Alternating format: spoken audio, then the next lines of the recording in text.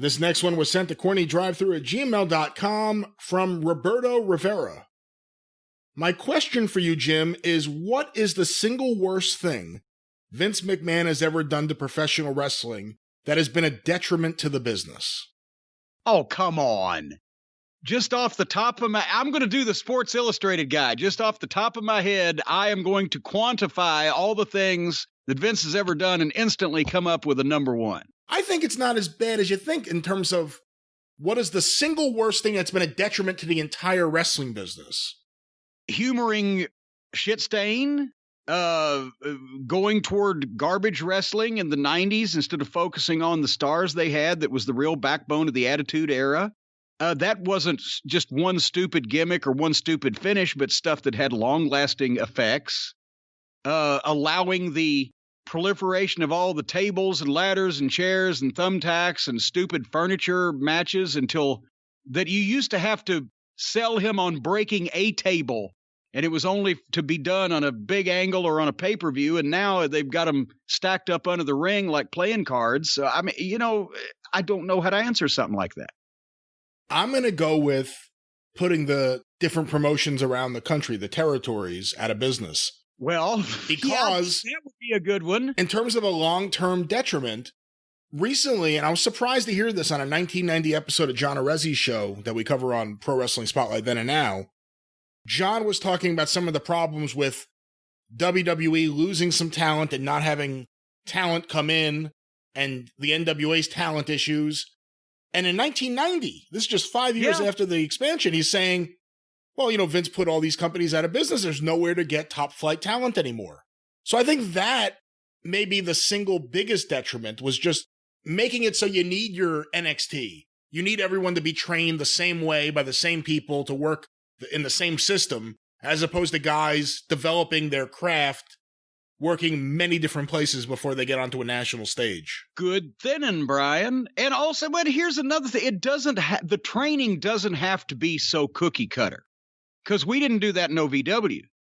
Everybody, you were taught to work safely and the best ways to bump or to execute particular moves so that you wouldn't hurt yourself or whoever you were giving them to. I mean, that's kind of standard. There's some leeway in there, but it's a lot of standardized business. But we didn't specifically make everybody talk the same and act the same and dress the same and cut their hair the same. When they used to cut the guy's hair. I'd have guys that looked like rock and roll stars. Seth Skyfire, Nova, Doug Basham. And they'd come back bald or with some fucking haircut that looked like they worked at a bank. So just because a lot of guys are being trained in the same place doesn't mean that they need to come out of that place looking the same, acting the same, and talking the same. I don't know what they're doing to them now, but it's not necessarily, it doesn't follow that the same training location turns out guys that all work the same. It's being done now on purpose, I guess. But your point was right. Probably the original sin was the reason why the wrestling business worked that way for so long was fairly obvious when you look back at what they did to it afterwards, because that's the way it operated the best, the most profitably for everybody, the most advantageously for the wrestlers and the promoters. Regional territories, there's always fresh talent. There's never a lack of fucking stars, and everybody prospers. 1985, Vince is still able to pull talent from Memphis, from Mid-South, from Crockett, from Florida, from Vern. 1990, where's he pulling talent from? That was nowhere. That was the problem. and then, for a while, there was a moratorium on bringing anybody from WCW because he didn't want anybody to go there in the first place. So therefore, they figured if we don't hire people from there, then nobody will want to go there because they're doing such shitty business. That was the first half of the decade. But then he didn't realize how much guys like guaranteed contracts. Well, but in all honesty, he had the last laugh anyway on a lot of them. But toward the end of the decade, they just ended up cannibalizing themselves, which along with all the other hot shotting, was interesting for a couple of years until it wasn't anymore, because then even that lost its impact.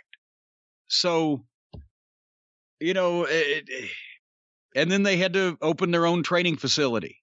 Well, they didn't have to. They didn't have to. They needed a place, a training facility they could get talent from, which was the whole idea of OVW. Then they had to open their own because they couldn't leave anybody else alone when they were training talent.